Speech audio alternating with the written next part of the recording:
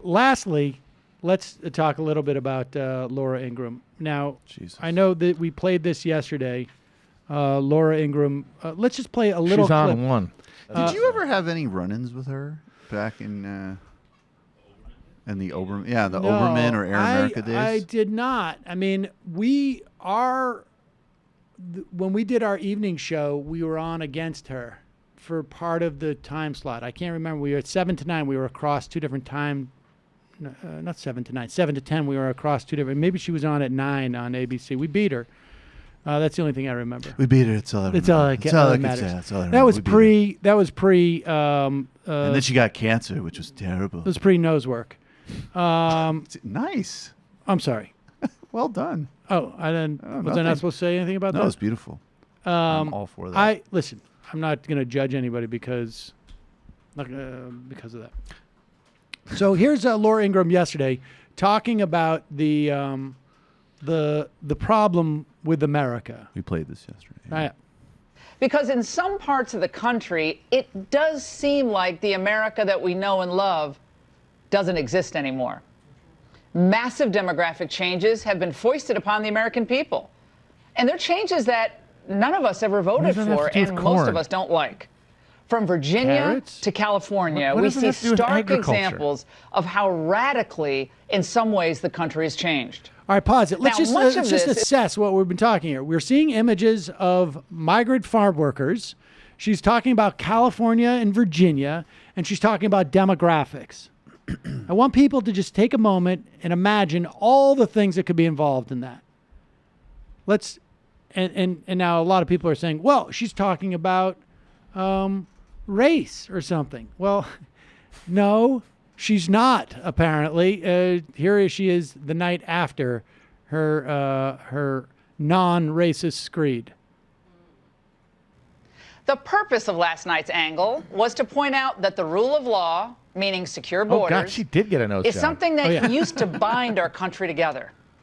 And despite what some may be contending, I made explicitly clear that my commentary had nothing to do with race or ethnicity, but rather a shared goal of keeping America safe and her citizens safe and prosperous. Now, Matt, you've taken English, right? As a class at one point. Yeah. Demographics. Is that about, like, does that mean a shared goal? Demography is typically the study of populations by their racial or ethnic content. Like, you know. Okay, typically. Typically. But what about atypically? I just don't know. I don't know. Like, demographics is pretty unambiguous of a concept.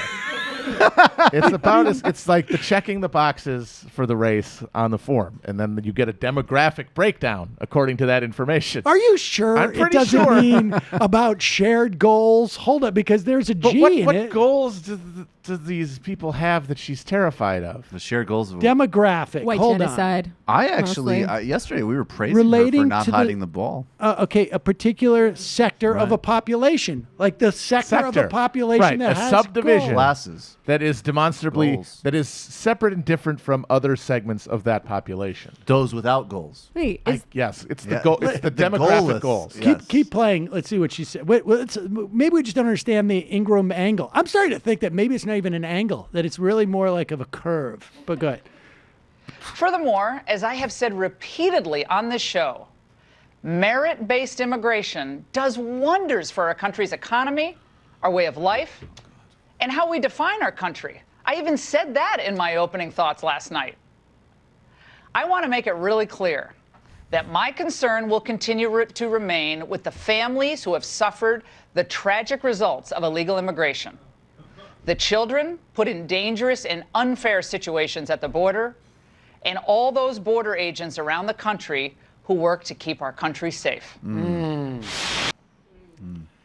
Now, her border big, troops big defense is that she adopted a child from Central America. Is that right? Boom. Is that true? Yes. Oh, geez. QED. QED. I say good day, sir. This is going around a lot. And now I think I want to make this clear.